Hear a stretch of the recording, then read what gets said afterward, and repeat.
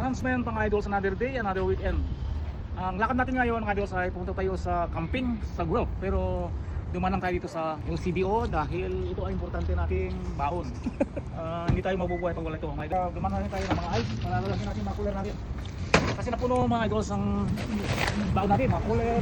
Kasama natin si Margie at saka si Maricel. So mga idol, ang destination pala natin ngayon ay sa Guelph, camping, 2 days and 2 nights tayo doon. So kasama natin, nandiyan si Maricel, nandiyan si Margie, nagtatago. At saka nandiyan si Mrs. Siyempre sa yung ako, panlima, 1, 2, 3, 4, 5 kami. At saka si Andro. So let's go!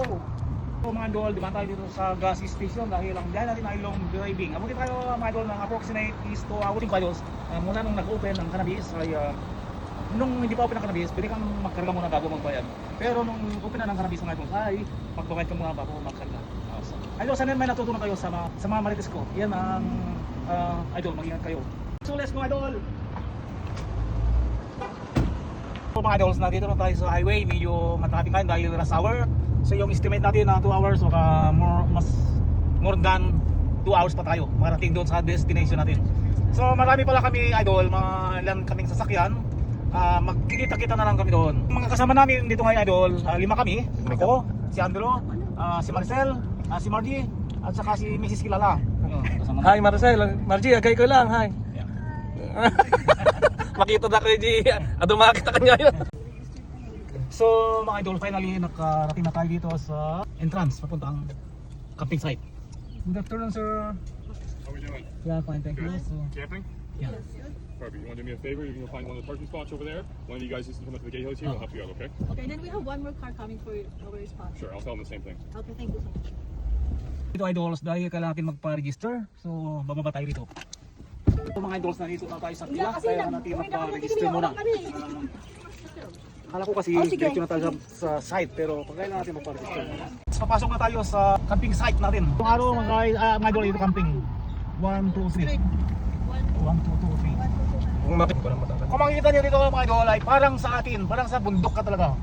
Pero itong camping site na ito mga idol ay may beach, may Right tayo dito. May fishing. Kaya lahat ay kompleto. Samantalahin natin idol kasi napaka-iksi ang summer dito idol. Minsan wala pang 3 months. Kaya itong summer ay samantalahin natin. So hanapin natin idol yung ano natin, campsite natin.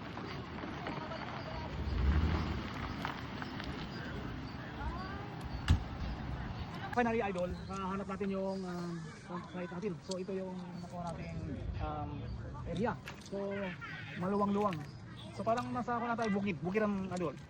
Mga kapitbahay natin dito, so magtatayo na tayo mga idol ng tent. Dumating tayo dito sa campsite ay 7:20 ng gabi.